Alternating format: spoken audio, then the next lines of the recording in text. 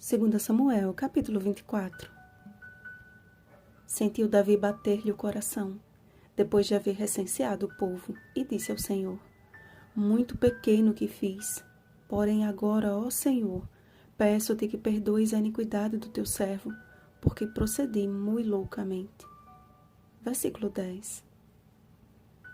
O recenseamento ou contagem do povo era feito para fins de organização, geralmente contando apenas os homens de 20 anos para cima, homens de guerra que puxavam da espada.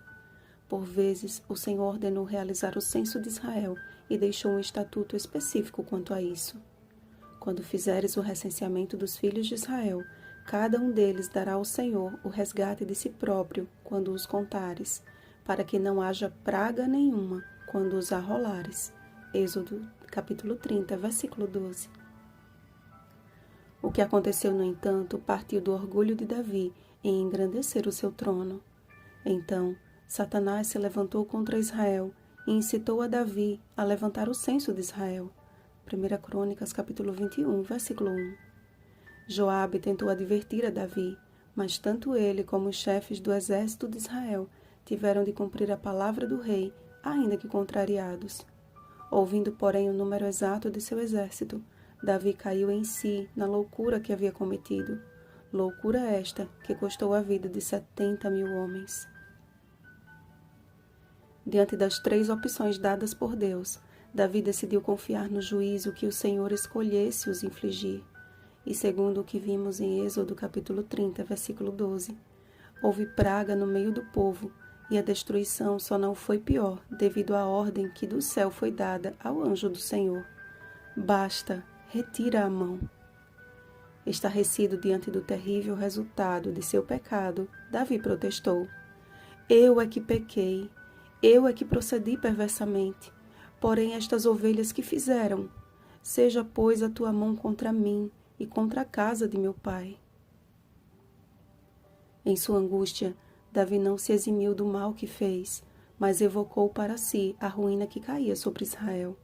Infelizmente, as consequências sofridas não podiam retroceder, mas o Senhor lhe mostrou um lugar mais alto, de onde a mudança de seu coração poderia beneficiar o povo dali em diante. Na eira de Araúna, localizada no Monte Moriá, de onde Abraão ouviu a voz de Deus quando estava prestes a ofertar seu próprio filho, Davi levantou um altar ao Senhor e ali ofereceu holocaustos e ofertas pacíficas. Assim, o Senhor se tornou favorável para com a terra e a praga cessou de sobre Israel. Todo aquele que recebe a responsabilidade de liderar não deve, em hipótese alguma, suscitar um espírito altivo e irredutível quanto às suas decisões. Se estas são tomadas com base em gostos pessoais, independente do bem-estar de seus liderados e bom andamento da obra, certamente causarão prejuízos difíceis de serem reparados. E mesmo que haja um momento posterior de arrependimento e confissão, grandes estragos já foram causados.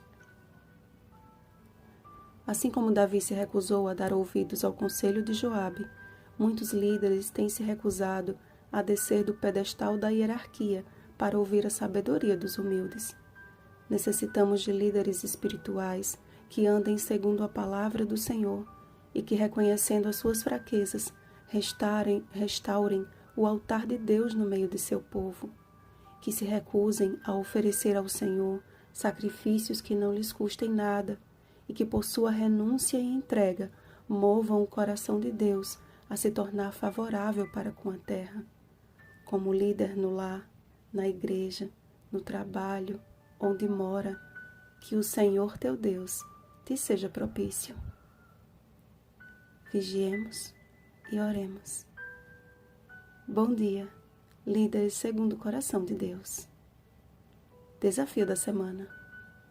Os líderes também são pessoas como nós, sujeitos aos mesmos sentimentos. Tiago capítulo 5, versículo 17.